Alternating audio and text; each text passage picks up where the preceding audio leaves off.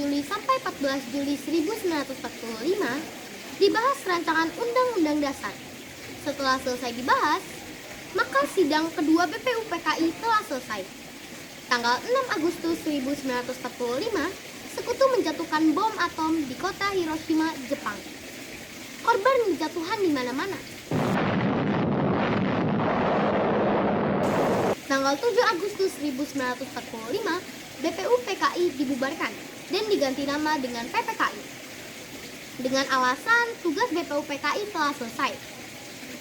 Tanggal 9 Agustus 1945, Jepang kembali dijatuhi bom oleh Sekutu, tepatnya di kota Nagasaki. Ini membuat Jepang kewalahan setelah peristiwa pengeboman. 3 tokoh Indonesia yaitu Insinyur Soekarno, Dr. Andes Mohata, dan Dr. Rajiman Weddiodiningrat dipanggil oleh Marsekal Terauchi di Dalat, Vietnam. Di Dalat, Vietnam, Jenderal Terauchi memberikan 3 keputusan, yaitu disetujuinya pembentukan PPKI, pengangkatan Insinyur Soekarno sebagai Ketua PPKI dan Dr. Andes Mohata sebagai Wakil PPKI, serta untuk mendiskusikan keputusan Jepang. Bisa kasih bertemu dengan Bung Karno? Bisa, ini sebentar. Maaf Bapak, di luar ada tamu. Silakan masuk. Bung Karno di dalam.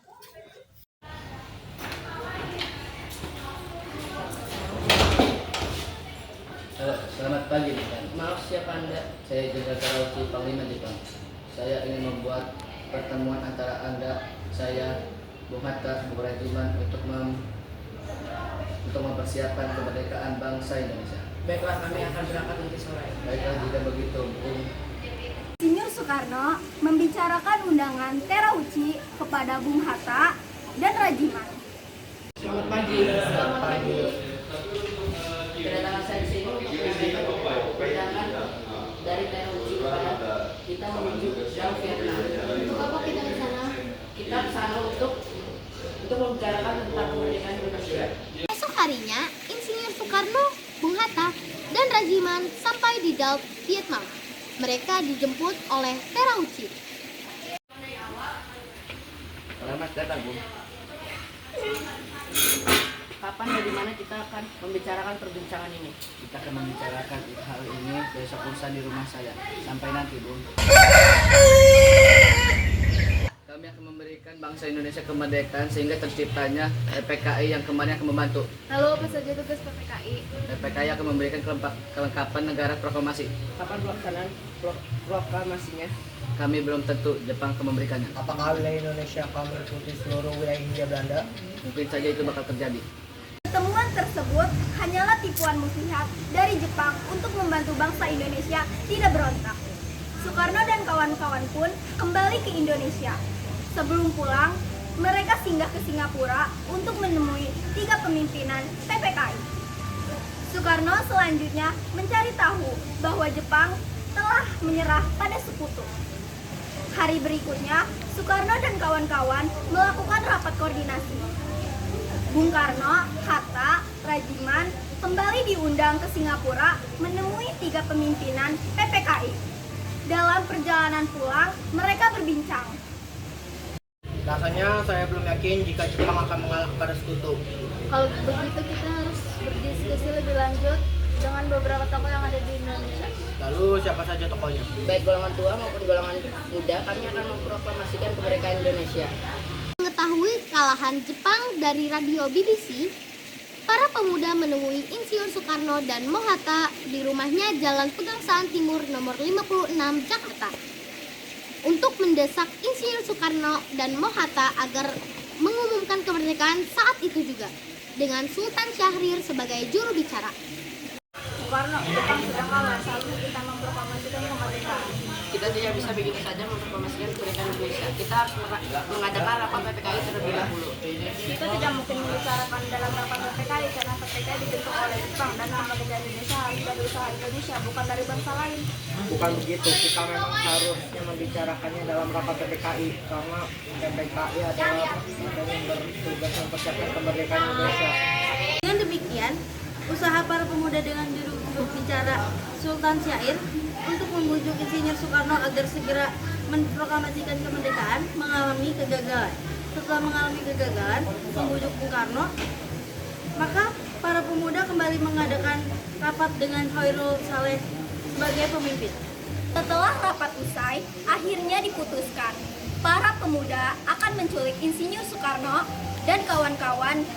Keesokan harinya, tepat dini hari, tanggal 16 Agustus 1945, Dr. Andes Muhammad Hatta, Insinyur Soekarno beserta Ibu Fatmawati dan Guntur Soekarno Putra dibawa oleh pemuda ke Rengas Dengklok.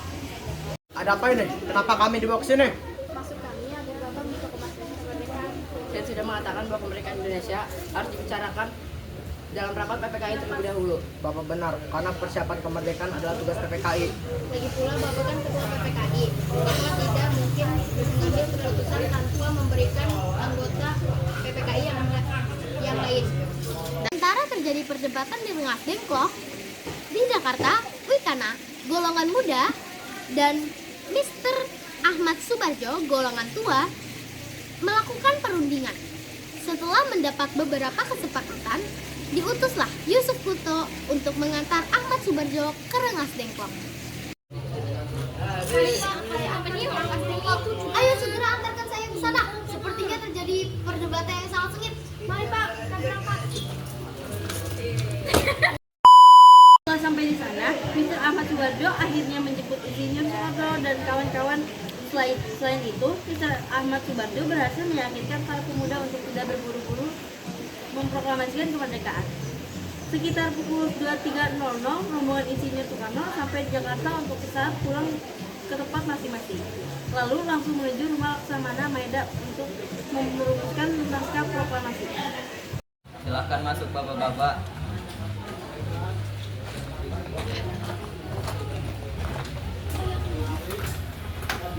Tunggu dulu, bagaimana mungkin kita akan merumuskan teks proklamasi di rumah Laksamana Jepang? Tenanglah, saya akan menjamin selama berada di rumah saya. Anda sekalian akan terjamin keselamatannya. Baiklah, gimana kita mau Anda bisa berdiskusi di ruang makan. Dengan memegang kertas dan ballpoint, perundingan yang dilakukan antara golongan muda dan golongan tua itu berjalan lancar. Bagaimana kalau kita mengambil rumusan PPKI dan kami bangsa Indonesia menyatakan dengan ini kemerdekaan Indonesia? itu boleh juga. Menurut saya perlu ada pernyataan pengalihan kekuasaan seperti ini. Hal-hal mengenai pemindahan kekuasaan dan lain-lain diselenggarakan dengan cara seksama dan tempo yang sesingkat-singkatnya. Bagaimana bila naskah ini ditandatangani oleh seluruh yang hadir pada saat ini? Bila seperti itu akan ada banyak tanda tangan. Bagaimana jika Pak Karno saja menandatangani? Dengan Pak Hatta juga. Ini saja lebih baik Pak Karno dan Pak Hatta menandatangani atas nama bangsa Indonesia. Ide kamu bagus, saya setuju. Bagaimana jika naskah ini diketik oleh saya? Tapi harus ada beberapa perubahan seperti waktu bangsa Indonesia diganti atas nama bangsa Indonesia yang tercatat 17/8/05 diganti menjadi hari 17 bulan Nafas 05 dan juga tempo menjadi tempo. Lalu Sayuti Melik mengetik naskah tersebut dan memberikan hasil ketikan tersebut kepada Insinyur Soekarno untuk ditandatangani. Perumusan tersebut selesai pada dini hari 17 Agustus 1945. Setelah selesai diketik, hari itu juga, tepatnya hari Jumat tanggal 17 Agustus 1945, pembacaan proklamasi kemerdekaan Indonesia akan dilaksanakan di lapangan Ingkada. Namun, karena alasan keamanan maka dipindahkan di kediaman Insinyur Soekarno. Terjadi sedikit perbincangan di antara Soekarno, Fatmawati, Latif Hendraningrat, dan S. Suhud. Kita membutuhkan bendera merah putih untuk dikibarkan sebagai tanda merdeka suatu bangsa. Iya, saya tahu. Maka saya sudah meminta istri saya untuk menjahitnya. Iya, ini sudah saya jahitkan. Terima kasih ya, Bu. Pada tanggal 17 Agustus 1945, di kediaman Insinyur Soekarno, persiapan proklamasi dilakukan oleh Sudiro yang menyiapkan mikrofon sebagai tangan kanan Soekarno. Tepat pukul 10 waktu itu, Insinyur Soekarno membacakan teks proklamasi selanjutnya dengan pengibaran merah putih oleh S. Suhud dan Latif Hendraningrat yang diiringi lagu Indonesia Raya. Proklamasi. Kami, bangsa Indonesia, dengan ini menyatakan kemerdekaan Indonesia. Hal-hal yang mengenai pemindahan kekuasaan dan lain-lain diselenggarakan dengan cara saksama dan dalam tempo yang sesingkat-singkatnya.